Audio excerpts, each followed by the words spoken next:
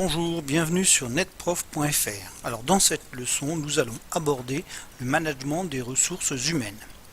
Alors il faut savoir que pour une entreprise, pour qu'elle soit compétitive, elle doit disposer bien entendu de ressources humaines, c'est-à-dire des salariés.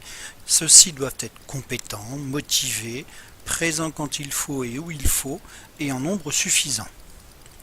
Donc voilà le travail du service des ressources humaines. Alors nous allons voir donc les objectifs du management des ressources humaines. Alors, premier objectif, bien entendu, c'est de gérer les salariés, c'est-à-dire les effectifs, et en particulier en étudiant la pyramide des âges. Donc la pyramide des âges, bien entendu, ça va servir le responsable à voir quelles sont les personnes qui vont, d'ici quelques années, partir en retraite et préparer leur remplacement. Le service de ressources humaines doit aussi être en permanence au courant des nouvelles réglementations sociales, par exemple sur les contrats de travail, la durée légale du temps de travail, les heures supplémentaires. Et puis, bien sûr, il est en charge des bulletins de salaire, c'est-à-dire de la rémunération des salariés.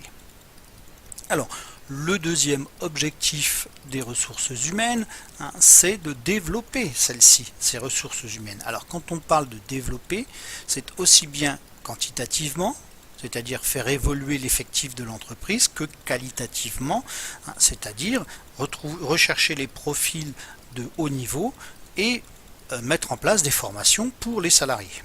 Alors, comment cela va se traduire? Ça va se traduire au niveau du recrutement, comme je l'ai dit, rechercher les meilleurs profils, entretien d'embauche pointu, etc. Ça va aussi être la formation. Je le rappelle que la formation est une obligation pour l'entreprise.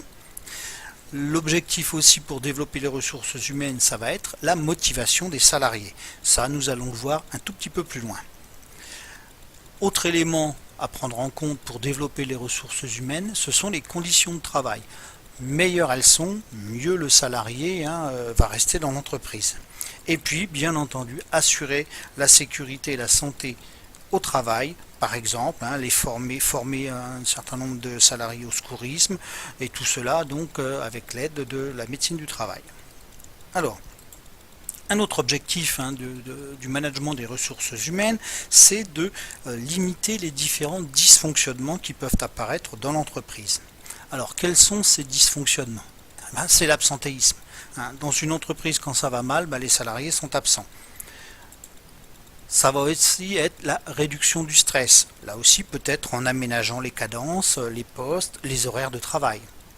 Ça va être aussi la possibilité d'éviter le turnover. Alors le turnover, c'est tout simplement quand dans une entreprise il y a trop de dysfonctionnement, que les conditions de travail ne sont pas bonnes, les salariés ont tendance à démissionner et à chercher ailleurs. Donc le turnover, c'est le remplacement continu des salariés parce qu'on se rend compte qu'ils ne sont pas bien dans cette entreprise.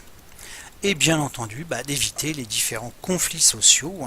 Le responsable des ressources humaines dans une entreprise doit rechercher le meilleur climat social. C'est-à-dire qu'il doit être en relation permanente avec les responsables du personnel et les syndicats. Alors un bon climat social débouche sur une bonne motivation au travail. Mais comment motiver les salariés? Plusieurs solutions. Bien entendu, un bon salaire va motiver les salariés. De bonnes conditions de travail, des horaires adaptés, un travail peu fatigant. L'intérêt pour le travail que l'on va confier aux salariés, c'est-à-dire les postes à responsabilité généralement motivent le salarié. La reconnaissance du travail réalisé. Un salarié qui est félicité par son supérieur, bien entendu, sera plus motivé par la suite. Et puis, les perspectives d'évolution de carrière, et rien de tel que de voir sa carrière bloquée et de savoir qu'on ne pourra pas aller plus loin dans la hiérarchie pour casser une motivation. Et puis bien entendu, il y a quelques autres avantages, comme les tickets restaurants, les voitures de fonction, le comité d'entreprise qui peut organiser des voyages et autres. Alors on le voit, la motivation, elle est liée à tout ça, mais elle est aussi liée au style de management de l'entreprise. C'est ce que nous allons aborder, les différents styles de management. Alors le premier style, c'est le style autoritaire directif. C'est-à-dire que le chef ne fait confiance à personne pour prendre toutes les décisions. La direction est donc fondé un petit peu sur la peur. Tout ça est peu motivant. Alors j'ai pris comme exemple une photo du film Full Metal Jacket de Stanley Kubrick qui montre bien ici un chef hyper autoritaire. Autre style de management, un management paternaliste. Donc là aussi, le dirigeant est quand même assez autoritaire, il prend seul les décisions importantes, mais il y a quand même une dimension affective qui existe et il reste assez proche de ses salariés. C'est ce que l'on avait dans les années 50-60 au niveau de nos grands chefs d'entreprise. Là j'ai pris l'exemple de monsieur Paul Ricard qui était l'archétype du patron paternaliste. Autre style de management qui va vers un peu plus de coopération avec les salariés, c'est le management consultatif. Donc là c'est simple, le dirigeant va présenter les décisions qu'il va devoir prendre à ses salariés, il les consulte, mais quand même c'est lui en dernier ressort qui prendra la décision. Ça va quand même favoriser le travail en équipe. Donc là j'ai pris pour illustrer ce qu'on appelle des comités consultatifs que l'on peut avoir dans les entreprises. Les cercles de qualité sont aussi un peu sur cette base là. Dernier style de management, c'est le management participatif.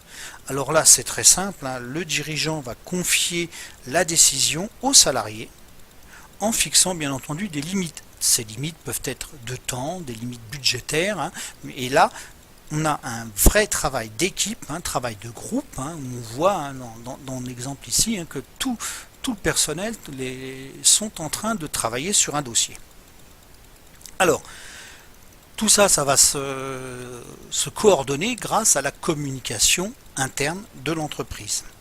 Alors cette communication interne peut être formelle, c'est-à-dire officielle. On y trouvera des notes de service, des emails, les réunions, les affichages, etc. Donc voilà, ici une image de réunion. Elle peut être aussi complètement informelle, c'est-à-dire ce qu'on pourrait appeler les bruits de couloir. Alors bien entendu, ça peut se passer devant la machine à café, dans le couloir, à la cantine. Il faut faire attention que les informations diffusées par ce canal-là, informel, ne soient pas des ragots. Donc là on voit autour de la table de relaxation, on va dire. Après, donc on va avoir différents types de sens de communication. La communication va prendre 3 directions différentes, on va dire. Première direction, c'est ce qu'on appelle la communication descendante, c'est-à-dire du supérieur vers ses subordonnés. On le trouve souvent dans le cas des notes de service, où ça arrive de la direction et puis le salarié, il y a juste à la lire. Autre sens de communication, c'est la communication donc ascendante. Elle part des salariés pour aller vers la direction. Alors ça c'est souvent le cas, et vous le verrez si un jour vous êtes en commercial par exemple, on vous demandera des rapports d'activité très régulièrement. Troisième sens de communication qui est un sens latéral ici, où on va entre collaborateurs de même niveau procéder à des réunions pour travailler ensemble, donc c'est ce qu'on appelle les réunions de service. Maintenant il nous reste à voir donc comment informer les salariés, puisque c'est le rôle principal de la communication, c'est d'informer les salariés. Alors, voyons les différents moyens pour informer ces salariés. On va y trouver les notes de service, les emails, l'affichage, très, très important en entreprise, les différentes réunions, le bulletin d'entreprise que l'on peut publier une fois par mois à l'intérieur de l'entreprise, mais on a aussi des moyens un peu plus modernes comme l'intranet et les web TV, c'est-à-dire les chaînes télé d'entreprise. Alors là on est pour les grands groupes. Alors maintenant voyons un peu à quoi sert toute cette information. Le but c'est vraiment de servir les performances de l'entreprise. Alors les performances, on voit bien que ces nouveaux outils tels que l'intranet, le web TV, l'iPhone, les réseaux sociaux professionnels font que le salarié est relié en permanence à son entreprise. Ça veut dire que là, il va travailler tout le temps. Ça a été chiffré dernièrement, hein, un salarié qui lit ses mails, qui consulte le site intranet de l'entreprise, travaille en moyenne 120 heures en plus par mois par rapport à son temps de travail normal. Donc vous voyez, ça va permettre d'améliorer les performances de l'entreprise. Bien entendu, c'est souvent au détriment de la vie familiale des salariés. Voilà, j'en ai terminé avec cette leçon et vous donne rendez-vous à une prochaine leçon. Au revoir.